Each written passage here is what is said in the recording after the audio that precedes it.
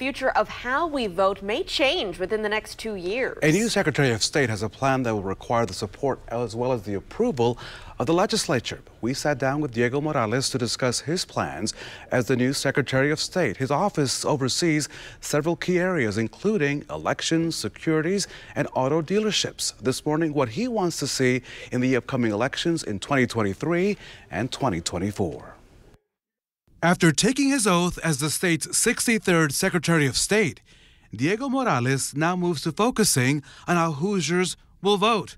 Morales will be asking the legislature to require you to attach a state-issued photo ID if you vote by mail. That is currently not required. We sat down with the Secretary of State for his first post-election television interview. We have several excuses right now in Indiana for you not to be able to vote in person. They're going to stay the same. That's exactly what I said during that time, that anybody can do that. The only thing that I'm asking is that you need to attach a copy of your photo ID. Make it a little more transparent, if you will. In some states, people do get absentee ballots, or for the mail-in ballots, they get them en masse. Is that something that you will not support, or do you prefer the traditional way? I'm going to support the traditional way. So you will not support any of the newer ways in which some counties across the country are sending these out en masse? Mass mail-in ballots or universal mail-in ballots, I'm against that. Morales hopes to soon launch an education campaign with the goals of increasing voter registrations and building confidence in the election system. Your vote is the most important. To me, it's sacred.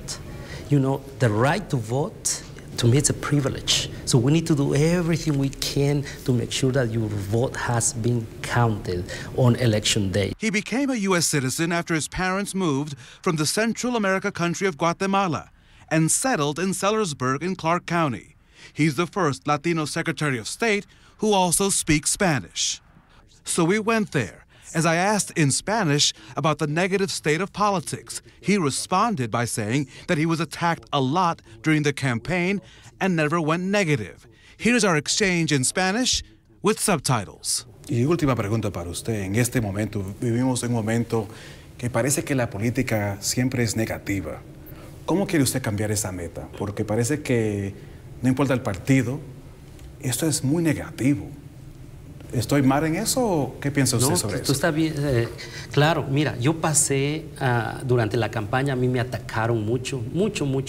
No sé por qué, quizás porque soy latino, no sé, pero si tú te diste cuenta, yo mantuve mi persona, nunca fui negativamente o dije alguna, ni siquiera mencioné a mis competidores para noviembre.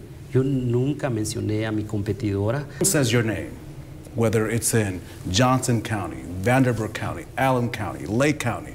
When your name pops up, what do you want your name to be associated with?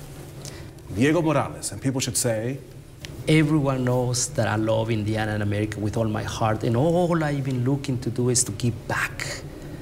That's all I've been trying to do, and that's all I want people to know. Morales says he would support the expansion of voting centers if the counties wanted them, and he wants to see a paper trail for every vote to help with possible recounts and election integrity.